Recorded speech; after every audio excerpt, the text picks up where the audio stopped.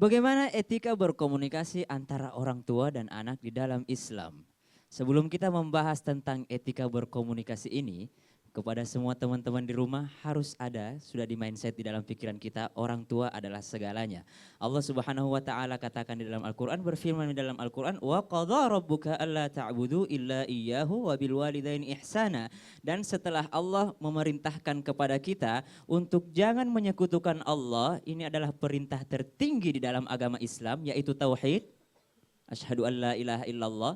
Itu adalah kunci masuk Islam. Perintah pertama, perintah tertinggi.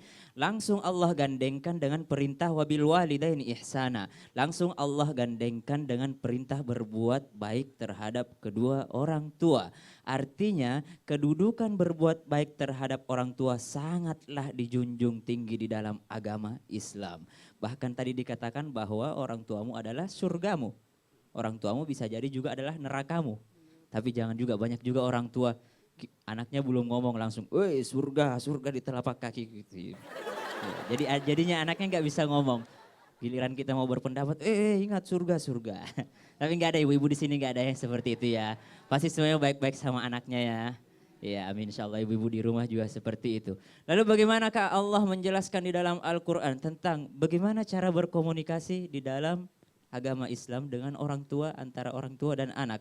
Allah katakan di dalam surah Al-An'am, "Qul ta'alau atlu ma harrama rabbukum 'alaikum alla tusyriku bihi syai'a wa bil walidaini ihsana." Allah katakan, Muhammad, ya Muhammad, Allah panggil Nabi Muhammad, "Qul ta'alau atlu ma harrama rabbukum 'alaikum." Ya Muhammad, ayo sini. Kamu panggil umatmu ya Muhammad, lalu kamu jelaskan kepada umatmu apa saja yang diharamkan oleh Allah. Lihat, apa saja yang diharamkan oleh Allah. Harus diingat, apa saja yang diharamkan oleh Allah. Allah memerintahkan Nabi Muhammad. Kemudian disebutkan situ, apa itu yang diharamkan? Allah tusyriku bihi syai'a, yaitu musyrik. Syirik kepada Allah adalah hal yang diharamkan. Oke, itu yang pertama. Wala taqrabul fawahisha ma dhahara minha wa ma batan. Jangan kalian mendekati perbuatan keji ataupun mungkar, baik secara terang-terangan ataupun sembunyi-sembunyi. Kemudian yang ketiga yang diharamkan, wala taqtulu auladakum min imlaq. Jangan kalian membunuh anak-anak kalian. Wala taqtulun nafsal lati harramallahu illa bil haqq. Yang keempat, jangan kalian membunuh satu jiwa kecuali memang dia sudah divonis untuk dihukum mati. Lihat, semua yang diharamkan oleh Allah. Namun ada rahasia di balik ayat ini. Apakah itu?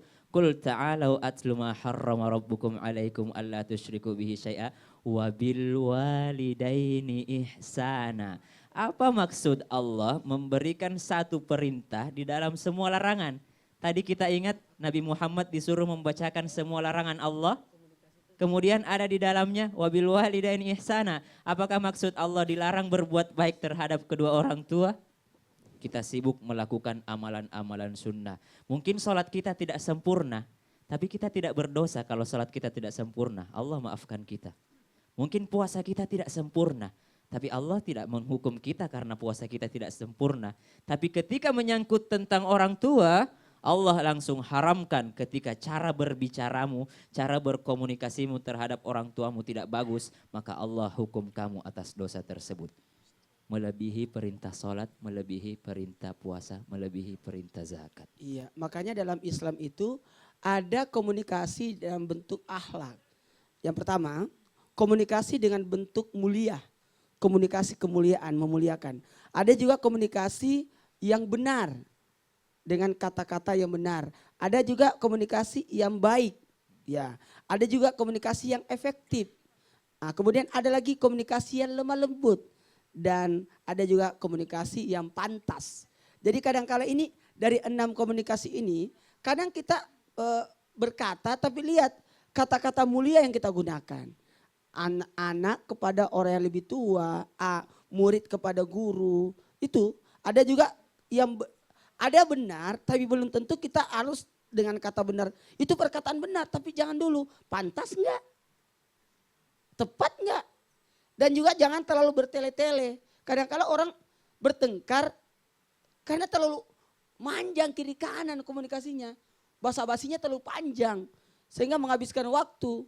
Kan orang kan marah karena belum tahu. Ya. Belum tahu. Kenapa orang bertengkar? Karena belum paham.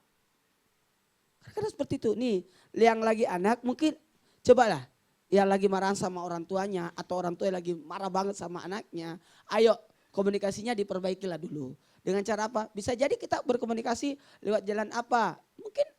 Mungkin dengan kemuliaan saja. Itu Betul, apa? Ustaz. Itu sebenarnya dari kita sendiri. Karena di dalam ayat tadi memang Allah katakan fala taqul lahuma uf Iya. wa qul lahuma qaulan karima. Memang Qaulan karim. Qaulan karima, perkataan hanya dibatasi hanya perkataan-perkataan yang mulia. Perkataan yang mulia. Jadi jangan kasar cara ngomongnya.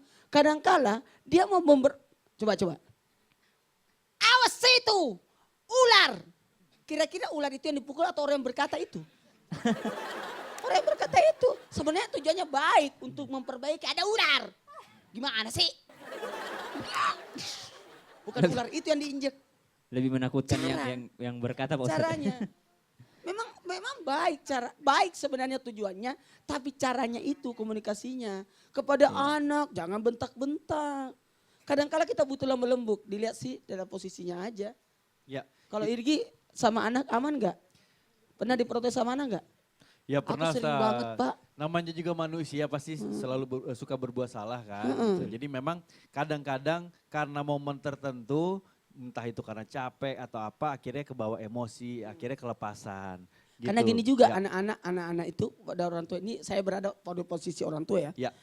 Kadang-kala kita orang tua harus bersyukur kalau anak bisa protes sama kita. Berarti mereka ada keinginan Ya, untuk dan juga baik. ada perhatian, betul Perhatian. ya. Dan pemirsa nanti akan ada hadiah jutaan rupiah khususnya untuk jamaah yang ada di studio. Untuk itu tetaplah bersama kami di Islam Itu Indah. Jamaah! Oh jamaah! Alhamdulillah. Dari kecil, Mama didik kamu.